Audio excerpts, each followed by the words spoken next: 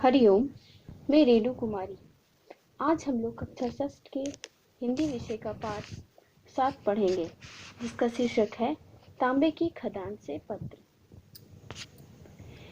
प्रस्तुत पाठ पत्र शैली में लिखा गया है। संजय, जो मध्य प्रदेश घूमने के लिए गया हुआ है, वहां से वह अपनी बहन दिव्या को एक पत्र लिखता है, जिसमें वह बताता है कि वह मलंच खंड ताम्र परियोजना की तांबे की खदान देखने गया है। वह तांबे के निर्माण के बारे में पर्याप्त जानकारी देते हुए यह बताता है कि भारत के राजस्थान, बिहार, आंध्र प्रदेश, कर्नाटक आदि राज्यों के कुछ क्षेत्रों में तांबे की प्रमुख खानें हैं। तो चलिए हम लोग इस पत्र को विस्तार से पढ़ें और तांबे के उत्पादन के बारे में और उसके उपयोग के बारे में जानकारी प्राप्त करें। संजय अपनी प्रिय बहन दिव्या को संबोधित करते हुए कहता है कि हम मध्य प्रदेश के कान्हा किसली के राष्ट्रीय अभयारण्य में बाघ, हिरण और चीतल और बारहसिंगों को बहुत निकट से देखने का अवसर मिला। इतने पास से इन्हें देखने में हमें बहुत आनंद आया।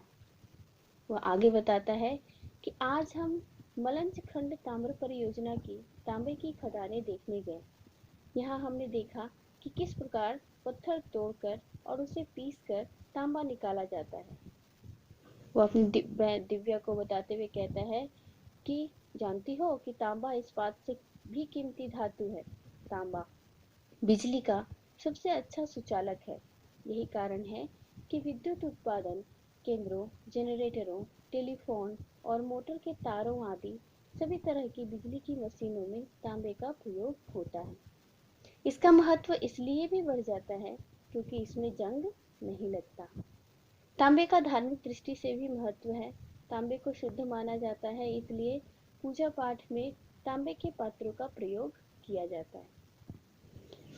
यहाँ हमें यह भी बताया गया कि पृथ्वी में खनिजों संपदा का पता लगाने के लिए भूविज्ञानी बड़े ध्यान पूर्वक चट्टानों का अध्ययन करते हैं। जमीन की सतह में छेद करके या बर्मा चलाकर भीतर छिपी खनिज संपदा का पता लगाने की चेष्टा की जाती है। विमानों की सहायता से भी भू सर्वेक्षण किया जाता है। ऐसे सर्वेक्षणों ने हमारे देश में तांबा जैसे खनिजों से संभावित विशाल भंडारों को खोज निकालने में सहायता की है। जब हम तांबे की खदान के निकट पहुंचे तब चांदनी रात हो चुकी थी। हल्की हल्की ठिठुरन भी थी। खदान के निकट दिवाली से बढ़कर जगमग रोशनी हो रही थी। वहां के मैदानों और गड्ढों में बहुत से लोग बड़े बड़े बूट पहने और हेलमेट लगाए अपना अपना काम कर रहे थे। अचानक एक भयंकर आवाज ने हमें डरा दिया। वहां खड़े एक इंजीनियर ने बताया कि डरिए नहीं, यह डंपर है। इसमें एक ट्रक से 4.5 गुना माल भरा जाता है। हमने देखा कि डंपर की एक बड़ी चट्टान के किनारे आकर खड़ा हो गया। उसके पास एक बड़ी सी क्रेन खड़ी थी। इसके एक किनारे पर मशीनी बेलचा लगा हुआ था। क्रेन के घूमने पर यह बेलचा स्वतः ही मलबा भरने लगता है।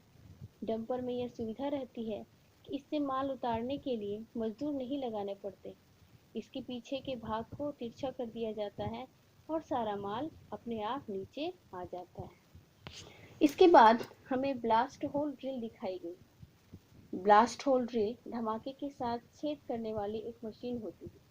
इसके बारे में हमें यह बताया गया कि इस मशीन के बिजली से चलने वाले बल्बों की सहायता से जमीन में 15 मीटर गहरे छेद कर लिए जाते हैं।